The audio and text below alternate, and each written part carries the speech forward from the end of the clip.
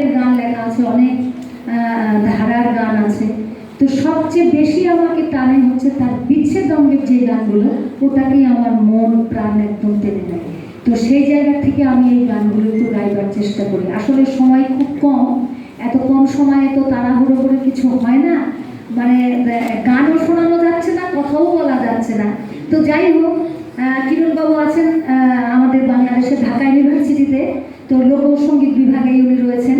তো সেখানে আমাদের কিন্তু সিলেবাসে সেই গানগুলো, এই গানগুলো কিন্তু তাদের দেওয়া আছে এবং সেখানে তাদেরকে শেখানো হচ্ছে। আর আমি নিজে আছি আমাদের সঙ্গীত বিদ্যায়তন ছায়ানট ভবনে, সেখানে আমি অফুরন্ত বিজয় সরকারের গান শিখিয়েছি এবং শেখাচ্ছি যতদিন, হ্যাঁ ছায়ানট।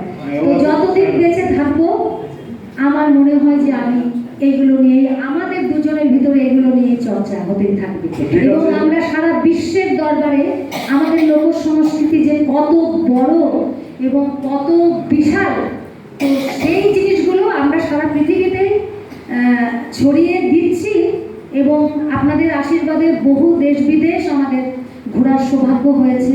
আমরা কিন্তু শুধু আমাদের এই বাংলা গান, এই বাংলা লোকসঙ্গীতই কিন্তু আমরা সেখানে গাই এবং এত বেশি সাড়া পাই যে সেটা বলে বোঝানোর মতো না। তাহলে আমাদের ভান্ডার কতটা সমৃদ্ধ এবং কতটা বড় মাপে। যাই হোক, সবাইকে ধন্যবাদ। আবার